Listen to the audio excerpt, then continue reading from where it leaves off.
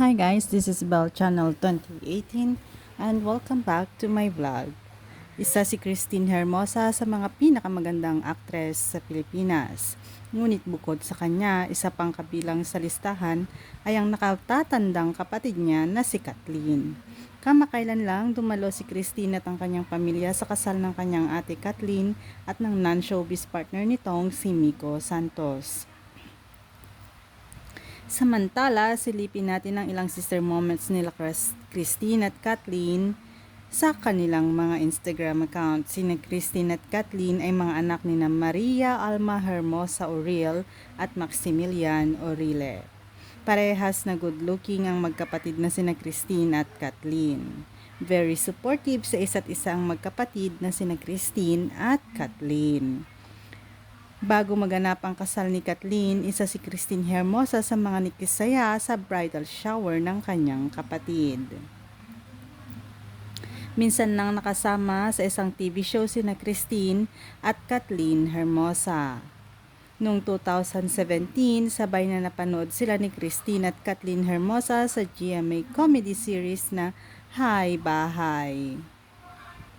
Noong nakaraang Mother's Day, nagbigay pugay si Kathleen kay Christine sa pagiging isang mabuting ina nito sa kanyang mga pamangkin. Ayon sa isang post ni Kathleen Hermosa sa Instagram, I notice moms are selfless like my sister and always so patient.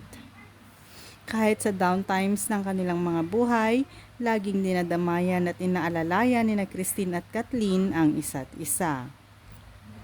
Nang magkaroon ng medical emergency si Kathleen, ipinagpasalamat ni Christine na pinagkaulaban ang kanyang kapatid ng pangalawang pagkakataon para mabuhay. Madalas pa rin magkasama ang Hermosa sisters sa pagbabakasyon kahit mayroon na silang sariling mga pinagkakaabalahan sa buhay. Malapit si Kathleen sa kanyang mga pamangkin, ang mga anak ni Christine at Oyo na sina Kiel, Andrea, Caleb, Valentine at Isaac.